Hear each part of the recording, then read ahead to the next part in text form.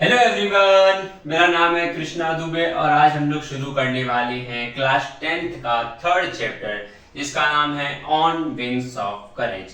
इसके पहले हम लोग ने और दो चैप्टर कंप्लीट कर लिए हैं। पहला था हमारा where the mind is without fear written by Rabindranath Tagore. Second हमने लिया था the thieves story written by Ruskin Bond and now we are moving to third chapter that is called on wings of courage. ठीक है, तो चलिए अब हम लोग अपना चैप्टर बिना टाइम वेस्ट किए शुरू करते हैं। ठीक है, तो सबसे पहले मेरा क्वेश्चन है आप लोग से। मेरा क्वेश्चन ये है आप लोग से कि क्या आपने एम एस धोनी का नाम सुना है? एम एस धोनी का नाम सुना है?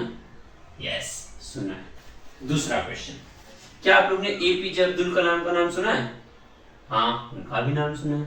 क्या आपने अटल बिहारी वाजपेयी जी का नाम सुना है? हाँ, उनका भी नाम सुना है। अगर मैं आपको बोलूं कि आपने राहुल गांधी का नाम सुना है तो आप बोलोगे हाँ भाई, उनका भी नाम सुना है। लेकिन अगर मैं आपको बोलूं कि क्या आप लोग ने अर्जन सिंह जी का नाम सुना है तो 90% लोगों को अर्जन सिंह जी के बारे में नहीं पता। Who was Arjan Singh? आज पूरे चैप्टर में हम लोग पढ़ने वाले हैं एक विशेष इंसान के बारे में, एक ग्रेट मैन के बारे में जिनका नाम है अर्जन सिंह। ठीक है, तो चलिए शुरू करते हैं। सबसे पहले चैप्टर का नाम है ऑन विंग्स ऑफ करेज। अब ऑन विंग्स ऑफ करेज का मतलब क्या होता है? The hands working for welfare of others. The hand working for welfare of others. Chapter का नाम है ऑन विंग्स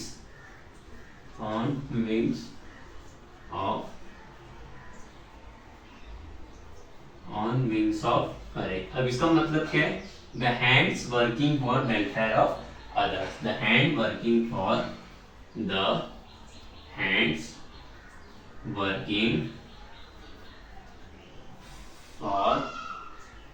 welfare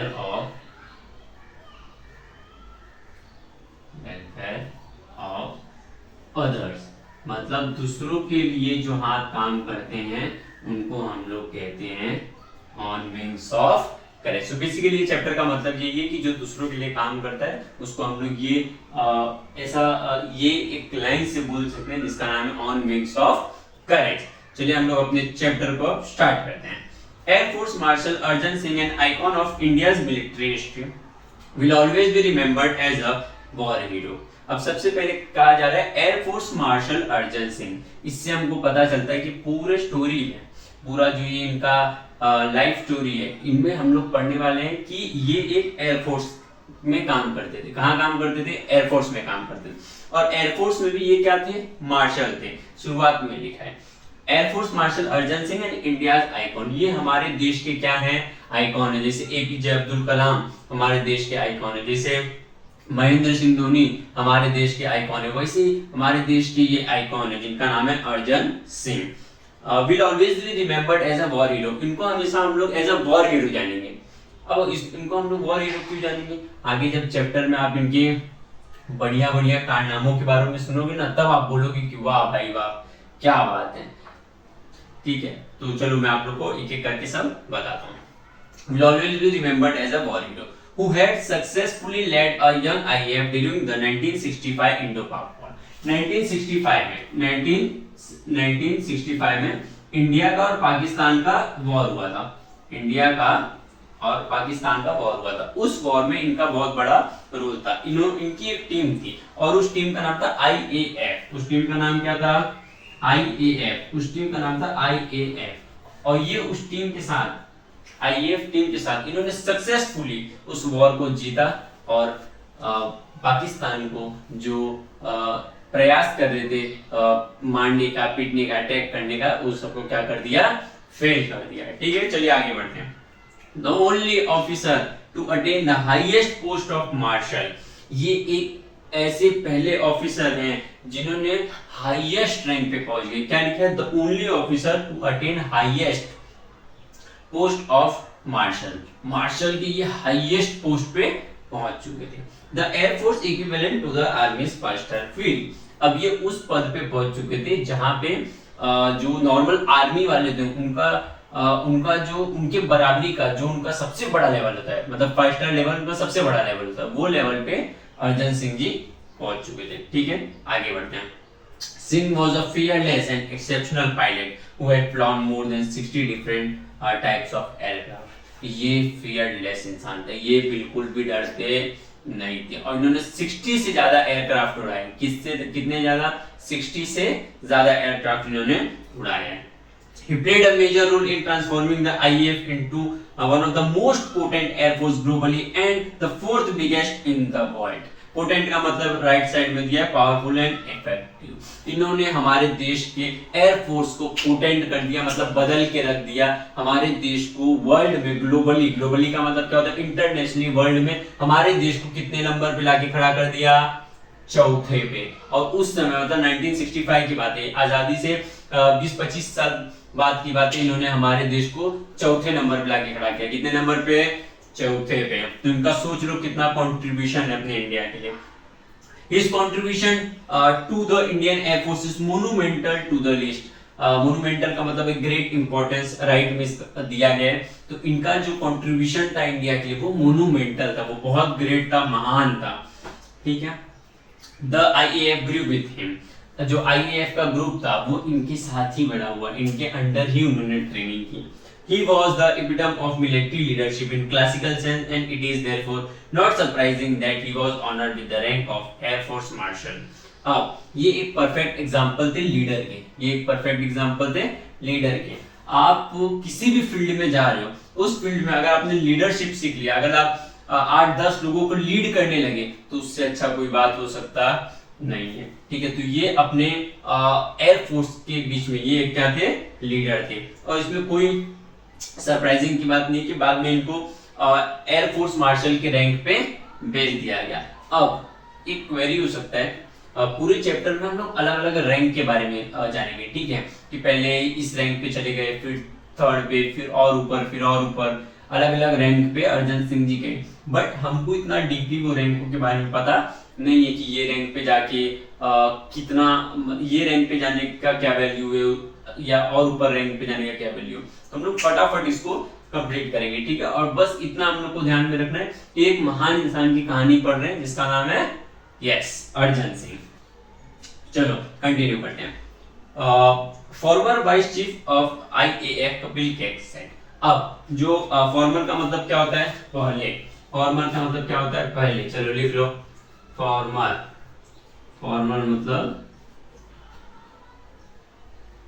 मतलब क्या होता है? फॉर्मर मतलब पहले। जो पहले के वाइस चीफ थे, उन्होंने क्या बोला?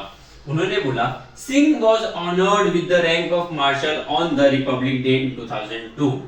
मार्शल के रैंक पे इनको कब भेजा गया? 2002 में, रिपब्लिक डे के दिन। चलो कमॉन बताओ, रिपब्लिक डे कब आता है? बताओ, चलो कमॉन, रिपब्लिक डे कब आता है? रिपब्लिक डे आता है 15 अगस्त। अरे नहीं भाई, रिपब्लिक डे आता है 26 ऑफ जनवरी को। ठीक है। तो 26 ऑफ जनवरी 2002 में इनको मार्शल के रैंक पे लाया गया। चलिए आगे बढ़ते हैं। Sam Hormusji, Framji, Jamshedji, Manekshaw and KM Cariappa were the only 2 army generals honored with the rank of field marshal। दो ही ऐसे लोग थे जिनको फील्ड मार्शल का रैंक मिला था, बट अब ये ऐसे थर्ड बन चुके हैं जिनका नाम है अर्जन सिंह, जिनको फील्ड मार्शल का रैंक मिला। ओके, आगे बढ़ते हैं। Known as a man of few words, Singh was not only a fearless pilot but also has profound knowledge about air powers and applied in wide spectrum areas।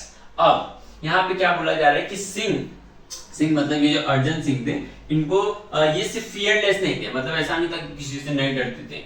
बस ये तो इनके quality था ही कि ये किसी से नहीं डरते थे, बट इनका दूसरा क्वालिटी था कि इनको प्रोफाउंड नॉलेज था एयरफोर्स के बारे में। किसके बारे में? एयरफोर्स के बारे में। अब प्रोफाउंड का मीनिंग क्या है? चलो बताओ। Profound, what is the meaning of profound? Profound का मतलब होता है गंभीर। प्रोफाउंड का मतलब क्या होता है? गंभीर। तो इनको गंभीर नॉलेज था। किस चीज पे गंभीर नॉलेज था? एयरफोर्स पे। अगर आप किसी फील्ड में हो, उस फील्ड का आपको एकदम गहरा नॉलेज है, प्रोफाउंड नॉलेज है अगर आपको उस फील्ड का, तो 99% चांस है कि उस फील्ड में आप बाजी मार लोगे। चाहे वो क्रिकेट हो, चाहे वो फुटबॉल हो, चाहे वो वॉलीबॉल हो, चाहे वो पढ़ाई हो। पढ़ाई में भी स्ट्रेटेजी सबका रहता है। एग्जाम से 2 दिन पहले, 5 दिन पहले, 1 हफ्ते पहले इंसान का पूरा स्ट्रेटेजी बन जाता है। इतने मार्क्स का फिलिंग द ब्लैंक्स, इतने मार्क्स का मैच द कॉलम, इतने मार्क्स का ट्रू और फॉल्स, इतने मार्क्स का आंसर इन वन सेंटेंस। क्या क्या आ सकता है, क्या नहीं आ सकता है, क्या पूछा जाएगा, क्या नहीं पूछा जाएगा, कौन सा कितने मार्क्स के लिए पूछा जाएगा। अगर ये एक क्वेश्चन 6 मार्क का है तो पहले मैं वो प्रिपेयर करता हूँ, क्योंकि हो सकता है 3 क्वेश्चन आ जाए जो कि 2 मार्क्स के हो। ठीक है, कितने 2 मार्क्स के हो, और डायरेक्ट एक क्वेश्चन नंबर 4 ऐसा आ जाए कि डायरेक्ट ये कितने मार्क्स का है, 6 मार्क्स का, या डायरेक्ट 5 मार्क्स का है। तो बेटर कौन सा है, ये प्रिपेयर कर लो।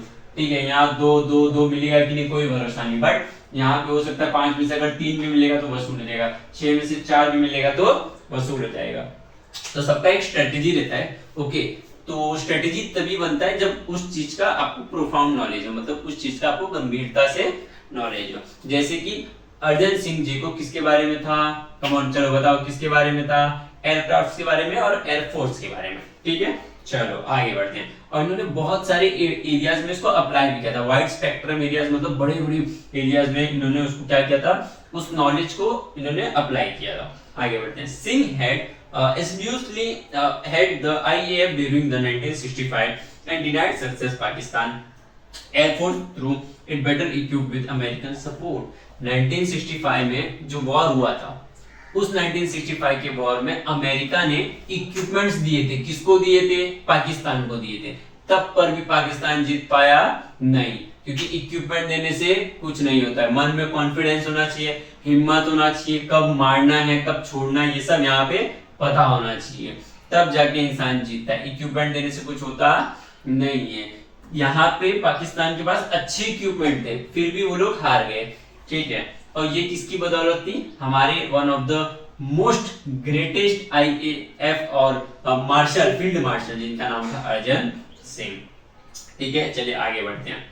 His most outstanding contribution was during that war, said Cat। अब कपिल जी ने कहा कि इनका आउटस्टैंडिंग कंट्रीब्यूशन था उस वॉर में, इन्होंने काफी सारे एयरक्राफ्ट उड़ाएंगे, काफी सारे फ्लाइट्स उड़ाएंगे, काफी लोग को मारा होगा, इसीलिए कपिल जी कह रहे हैं कि इनका क्या था, आउटस्टैंडिंग कंट्रीब्यूशन था। Commanding his role in the war, YB Chavan the defence minister had written. अब वाईबी चौहान डिफेंस मिनिस्टर इनके बारे में क्या कहते हैं वो सुनो। कमांडिंग का मतलब क्या लिखा, ऑफिशियली प्रेसिंग, मतलब उनकी तारीफ करते हुए वाईबी चौहान जी क्या कह रहे हैं, वाईबी चौहान जी कह रहे हैं, air force air marshal Arjan Singh is a jewel of a person. इंसान के तौर पे, मतलब एज अ इंसान ज्वेल है, एज अ इंसान क्या है, कम ऑन, एज अ इंसान क्या है, ज्वेल है। एज अ इंसान मतलब वो हीरा है, क्या है, हीरा।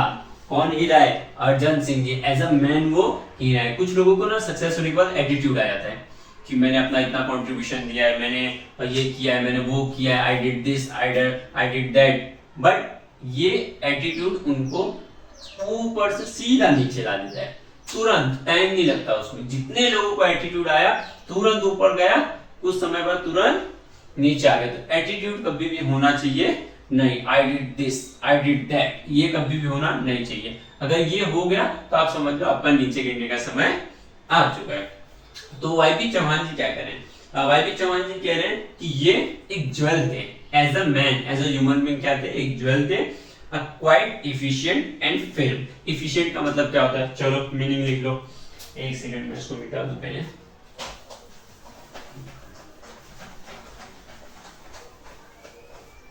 ठीक है, चलो एफिशिएंट का मीनिंग लिख लो।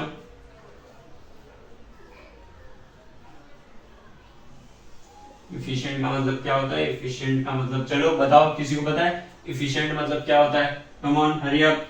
एफिशिएंट मतलब किसी को पता है, चलो एफिशिएंट का मतलब होता है, एफिशिएंट का मतलब होता है बेसिकली एबल। एफिशिएंट का मतलब क्या होता है, एबल। और अगर हम लोग इसको हिंदी में देखने जाए तो इसका हम लोग बोल सकते हैं कुशल, मतलब किसी भी काम को करने में, मतलब अपने फील्ड के रिलेटेड किसी भी काम करने में वो इंसान जो कुशल हो उसको हम लोग क्या बोलते हैं, इफिशिएंट। फॉर एग्जांपल अगर आपकी हिंदी बहुत स्ट्रांग है, ठीक है, तो आप क्या बोलोगे, I am very efficient in reading Hindi, I am very efficient in writing Hindi paper. ठीक है, मतलब हिंदी पेपर लिखने में मैं बहुत एबल हूँ, मैं बहुत इफिशिएंट हूँ। तो वैसे ये बहुत इफिशिएंट थे। Quite efficient and firm. Firm का मतलब क्या होता है, फिर्म का मतलब बेसिकली होता है डिटर्मिनेशन, अटल। हिंदी में इसका होता है अटल। फिल्म का मतलब होता है अटल। अटल कि ये अपने काम को लेके एकदम अटल थे कि जब तक हो नहीं जाएगा तब तक हम लोग पीछे हटेंगे नहीं। अनएक्साइटेबल, अनएक्साइटेबल का मतलब ज्यादा एक्साइटमेंट में नहीं आते थे कि एक को मार दिया तो एकदम एक्साइटमेंट में आ जाओ, मजा आ गया मैंने मार दिया, कुछ नहीं, एकदम कम एक्साइट रहते थे जब तक गोल इनकम्प्लीट ना हो जाए, गोल पूरा ना हो जाए। ठीक है, आगे।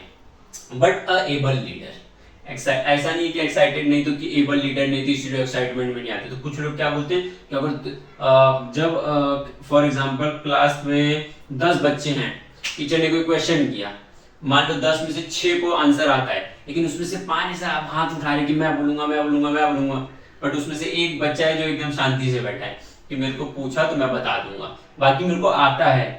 जरूरी नहीं है कि मैं एक्साइट हो रहा है कि एक्साइट अगर वो नहीं हो रहा है कि मैं बोल रहा हूँ मैं, अगर वो एक्साइटमेंट नहीं हो रहा है तो इसका मतलब ये थोड़ी ना कि उसको आता नहीं, उसको भी वो आंसर आता है। तो ये ऐसे इंसान थे अर्जन सिंह जो एक्साइट नहीं होते थे but a very able leader, able थे हर काम करने के लिए। ठीक है, आगे बढ़ते हैं। In 1944 the marshal had led a squadron against the Japanese during the Arakan campaign, flying close air support missions during the crucial Impal campaign, and later assisted advance of the Allied forces to Yangon for Marli Rangoon। अब पहले एक word दिया है जिसका मतलब आप समझ लो। एक वर्ड इधर है स्क्वाड्रन, एक वर्ड क्या है स्क्वाड्रन। अब स्क्वाड्रन का मतलब क्या होता है? बेसिकली स्क्वाड्रन का मतलब होता है टीम। ठीक है, तो इन्होंने अपनी टीम को उतारा, किसके सामने उतारा? जापानीज लोग के सामने उतारा। किसके सामने उतारा? जापानीज के सामने उतारा। और जापानीज के सामने उतारने के बाद यहाँ पे 2 कैंपेन का नाम दिया। अब मैं जो आपको इंफॉर्मेशन दे रहा हूँ इसको बड़े ध्यान से सुनना। 2 कैंपेन हुआ था उस समय पे, कब हुआ था? 1944 से पहले। बेसिकली ये अराकन कैंपेन जो है, अराकन कैंपेन चालू हुआ था 1942 में, और ये टोटल कितना चला था पता है? ये टोटल 3 साल 11 महीना 4 वीक और 1 दिन चला था। मतलब ये अराकन कैंपेन बेसिकली एक फाइट था। किससे फाइट था? जापानीज लोग से फाइट था। उस समय पे हमारा जो देश था, हमारा इंडिया था, वो आजाद नहीं हुआ था। ठीक है, अब ये फाइट हुआ क्यों था ये थोड़ा सा मैं आपको शॉर्ट में बता देता हूँ, आपकी नॉलेज बढ़ जाएगी। ठीक है, जापान ने एक प्लेस था जिसका नाम था बर्मा। बर्मा पे जापान ने क्या किया? अटैक किया, ताकि वो बर्मा पूरा कवर कर ले। बर्मा प्लेस उनको कवर करना था, तो बर्मा पे जापानीज लोग ने अटैक किया। और जब जापानीज लोग ने अटैक किया, वहां पे Indian army as well as British Indian army दोनों ही नहीं थी। जैसे ही उनको आइडिया पड़ा कि जापानीज लोग ने बर्मा पे अटैक कर दिया है, तुरंत एक्टिवेट हो गए ब्रिटिश। उस समय पे हमारा देश आजाद नहीं हुआ था, 1942 की बात है। तो ये उस समय की बात है जब वर्ल्ड वॉर 2 चल रहा था। वर्ल्ड वॉर 2 के बाद ही हमारा देश क्या हो गया था? आजाद हो गया था। तो वर्ल्ड वॉर 2 के समय इन्होंने जापानीज लोग ने वॉर किया बर्मा पे, और उस समय ब्रिटिश इंडियन आर्मी थी, मतलब ब्रिटिश लोग कमांड करते थे, हमारे इंडिया वाले मारते थे, और ब्रिटिश भी साथ में रहते थे, वो लोग भी मारते थे। ठीक है, तो अब British army as well as British Indian army दोनों ने जापानीज लोग से फाइट शुरू किया। ठीक है, और फाइट ये कितने साल चला? 3 साल 11 महीना 4 वीक और 1 दिन तक ये फाइट चला। At the end British Indian army ने जापानीज लोग को खदेड़ दिया। जापानीज लोग को क्या किया? खदेड़ दिया। इतने साल युद्ध चलने के बाद जापानीज लोग को खदेड़ दिया, और इसमें बहुत बड़ा कंट्रीब्यूशन किसका था? अर्जन सिंह जी का था। आप सोच सकते हो 3 साल 11 महीने जो वॉर चला था उसमें अर्जन सिंह जी ने पार्ट लिया था, और वो भी जिंदा बच के वापस भी आए थे, कई लोगों को मार के गिरा भी दिया था। अब दूसरा कैंपेन है इंपाल कैंपेन। इंपाल कैंपेन में क्या हुआ था? इंपाल कैंपेन भी सेम था। बेसिकली इंपाल कैंपेन में ये है कि मणिपुर जो है आज का हमारे इंडिया में जो मणिपुर है, मणिपुर के अंदर एक प्लेस था, मुझे नाम नहीं याद आ रहा है, बट मणिपुर के अंदर एक प्लेस था। उस प्लेस पे जापानीज लोग ने अटैक किया था। ठीक है, उस प्लेस पे जापानीज लोग ने अटैक किया था ताकि उसको हम लोग कवर कर लें, बट फिर से इंडियन ब्रिटिश आर्मी ने फिर से जापानीज लोग को मारना शुरू किया, और उसके बाद उस कैंपेन में भी हम लोग ने जापानीज लोग को खदेड़ दिया। बहुत चांसेस था कि जापानीज लोग जीत जाते, बट वो लोग इसलिए हारे क्योंकि उनके पास गन्स, पावर्स, फूड्स, सप्लाईज ये सब क्या हो गया था? खत्म हो गया था। और किस वजह से खत्म हुआ था पता है? ये जो ऊपर वाला अराकन कैंपेन है इसके वजह से ये हो गया था। अराकन कैंपेन में जिन्होंने पार्ट लिया था इनका बहुत नुकसान हुआ था, तो उस वजह से ये लोग इंपाल कैंपेन जीत पाए नहीं। आज ये बर्मा म्यांमार के नाम से जाना जाता है। किस नाम से जाना जाता है? म्यांमार के नाम से जाना जाता है। 1989 में इसका नाम चेंज हुआ और ये बर्मा का बना म्यांमार। ठीक है, चलो। और उसके तभी से और ये युद्ध में मतलब ये फाइट में भी अर्जन सिंह का हिस्सा था, बहुत बड़ा कंट्रीब्यूशन था। ठीक है, चलो आगे बढ़ते हैं। Campaign and later assisted advance of allied forces. अब ये अलाइड फोर्सेस क्या होता है मैं आप लोग को थोड़ा समझा देता हूं। अलाइड फोर्स बेसिकली होता ये है, अलाइड फोर्स क्या होता है पता है? अलाइड फोर्स का मतलब for example India plus Russia, India plus Russia दोनों ने मिलके किसी एक देश पे वार किया, फॉर एग्जांपल चाइना पे। तो ये हमारा एलाइड पावर है। ये हमारा क्या है? इंडिया और रशिया क्या है? एलाइड पावर है। और ऐसे ही for example China plus Pakistan दोनों ने मिलके किस पे हमला किया? India as well as Russia पे। तो ये लोग एलाइड पावर है। ठीक है, तो अब कुछ समय बाद इन्होंने एलाइड फोर्स को ज्वाइन किया जिसका नाम था यांगून, मतलब जिसका मेन नाम है यांगून, फॉर्मरली मतलब पहले उसका नाम था रंगून। ठीक है, तो ये थी फर्स्ट पेज। अब चलिए हम लोग बढ़ते हैं सेकेंड पेज पे। तो हम लोग ये काम करते हैं अपना, आज यहाँ खत्म करते हैं, आज रुक जाते हैं। कल हम लोग लास्ट के 2 पेज जो बचे हैं, पेज नंबर 16 एंड 17, ये हम लोग कंप्लीट कर लेंगे। ठीक है, सो आज के लिए इतना ही। होप आपको ये पसंद आया हो। आपको मे बी अराकन कैंपेन और दूसरा जो हमारा इंपाल कैंपेन था वो आपको समझ में आया हो। बहुत अच्छे ये 2 टॉपिक है। मैंने काफी रिसर्च किया इसके ऊपर। बाद में इसका रिजल्ट जो पता चला, यूट्यूब पे इसका कोई खास वीडियो मिल नहीं रहा था, तो वहां से तो फिर चांस नहीं था, लेकिन काफी रिसर्च करने के बाद ये इतना इन्फॉर्मेशन पता चला।